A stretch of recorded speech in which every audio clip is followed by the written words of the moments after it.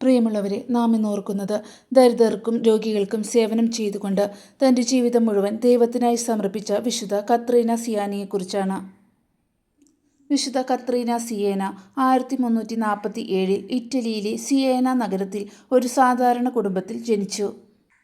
ചെറുപ്പം മുതൽ തന്നെ അവൾക്ക് ദൈവത്തോടുള്ള അത്യന്തം ആഴമുള്ള സ്നേഹവും സമർപ്പണവും ഉണ്ടായിരുന്നു. കുട്ടിക്കാലത്ത് തന്നെ യേശുവിനെ കണ്ട അനുഭവം അവളുടെ ജീവിതത്തെ പൂർണ്ണമായി മാറ്റിമറിച്ചു. അതിനുശേഷം അവൾ തൻ്റെ ജീവിതം മുഴുവൻ ദൈവത്തിനായി സമർപ്പിക്കണമെന്ന് തീരുമാനിച്ചു.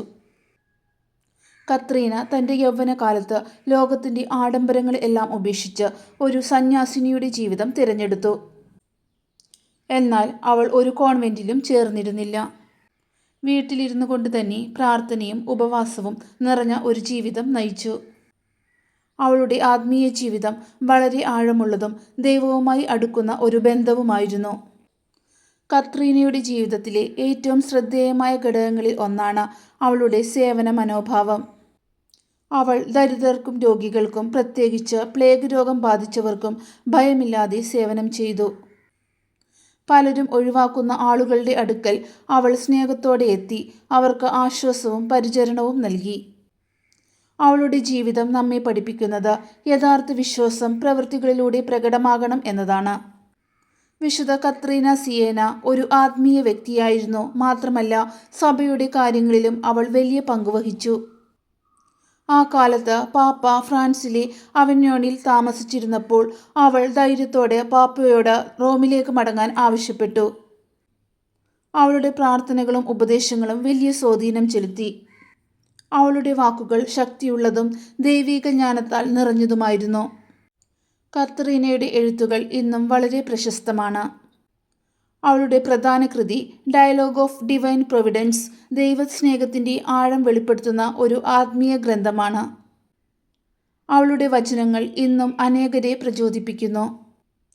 വിശുദ്ധ കത്രീന സിയേന 1380 33 വയസ്സിൽ ദൈവസന്നിധിയിലേക്ക് ചേർന്നു.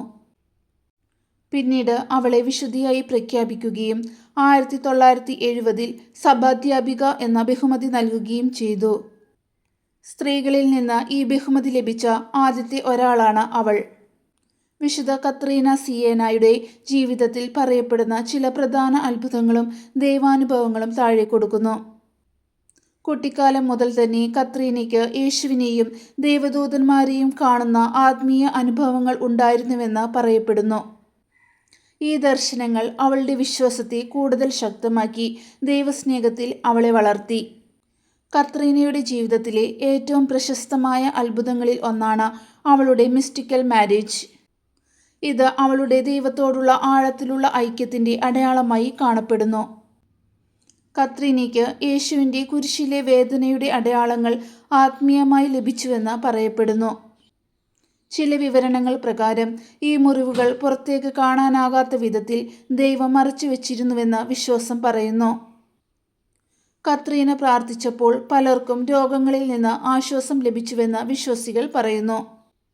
പ്രത്യേകിച്ച് പ്ലേഗ് രോഗികളോടൊപ്പം നിന്നപ്പോൾ അവളുടെ സാന്നിധ്യവും പ്രാർത്ഥനയും പലർക്കും ആത്മീയവും ശാരീരികവുമായ ആശ്വാസം നൽകി. അവളുടെ ജീവിതം മുഴുവൻ ദൈവത്തിൽ ആശ്രയിച്ചിരുന്ന ഒരു അത്ഭുതകരമായ ആത്മനിയന്ത്രണത്തിൻ്റെ ഉദാഹരണമായി കാണപ്പെടുന്നു.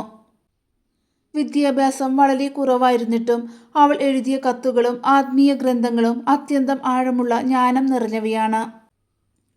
ഇത് ദൈവത്തിൻ്റെ പ്രത്യേക അനുഗ്രഹമായി വിശ്വാസികൾ കാണുന്നു. വിശുദ്ധ കത്രീന സിയേനയുടെ ജീവിതം നമ്മെ പഠിപ്പിക്കുന്നത് ദൈവത്തോടുള്ള സ്നേഹം മാത്രം മതിയല്ല, അത് പ്രവൃത്തികളിലൂടെ തെളിയിക്കണം.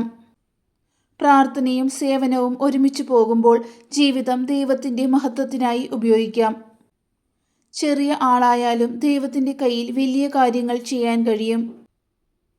ദൈവത്തോടുള്ള അടുത്ത ബന്ധം, മനുഷ്യർക്കുള്ള സ്നേഹസേവനം, സത്യത്തിനായി ധൈര്യത്തോടെ നിലകൊള്ളുന്ന മനസ്സ്, ഇവയാണ് അവളുടെ ജീവിതത്തിൻ്റെ മുഖ്യ സന്ദേശങ്ങൾ. നമ്മുടെ ജീവിതത്തിലും വിശ്വാസത്തോടെയും സ്നേഹത്തോടെയും ജീവിക്കുമ്പോൾ ചെറിയ കാര്യങ്ങൾ പോലും ദൈവത്തിൻ്റെ മഹത്വമായി മാറാം.